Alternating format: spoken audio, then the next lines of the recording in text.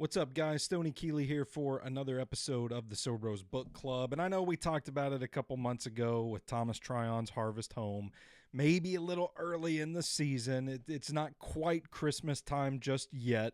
But for those of you that like to plan ahead like I do, you want to have your Christmas reads in order. And you know what? If you're a slow reader like me, maybe you just want a head start. That's all perfectly fine, well and good. Today, we're going to be talking about Pretty Paper by Willie Nelson with David Ritz. And Willie Nelson had a Christmas song called Pretty Paper, a Christmas album, Pretty Paper, if I'm not mistaken. And they turned it into a story. Now look, I know what you're thinking. A book by Willie Nelson? I know. And yes, it is as hokey as you would imagine. But there's something particularly heartwarming about this book. And there's something particularly festive this time of year about Pretty Paper. You know, sometimes I catch myself just pulling it off the shelf, flipping to a random page, reading a little bit, and just thinking, wow, it just warms your heart that Christmas cheer is in this book. And I mean, come on, it's harmless. It's like a couple hundred pages. You could read this in an afternoon. I read it on a couple of flights, one from New Jersey one Christmas. Got it done in no time. It's an easy, light read. It's become one of those books that, like, if I ever see like a random copy at a used bookstore or something like that, I'll pick it up and put it on my shelf and give it to a friend the next time I see him. You know, super easy kind of stuff. The whole reason I read this book, and yes, if I had seen this on the shelf, I would have just gone right past it. Like, that sounds lame. But I got it for $3 off the bargain table at Books A Million.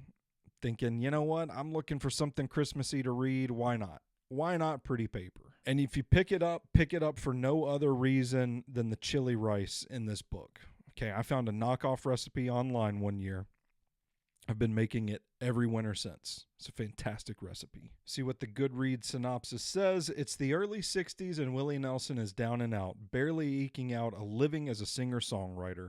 The week before Christmas, he spots a legless man on a cart selling wares in front of Leonard's department store in Fort Worth, Texas.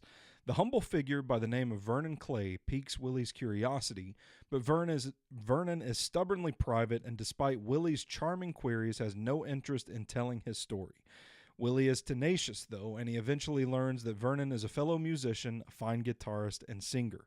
When Vernon disappears, he leaves behind only a diary, which tells an epic tale of life-altering tragedies, broken hearts, and crooked record men, not to mention backroad honky-tonks, down-home cooking, and country songwriting genius. Deeply moved and spurred on by Vernon's pages, Willie aims to give the man one last shot at redemption and a chance to embody the holiday spirit. So yeah, it's like I'm saying, man, like it's a Hallmark movie, but I'll be damned if I didn't get choked up a couple of times reading this thing. There's a little bit of Nashville in this book. There's a little bit of Texas in this book. There's a little bit of Willie Nelson's songwriting style in this book that shines through, that I think fans of his and fans of classic country music will grasp onto and really connect with in this book.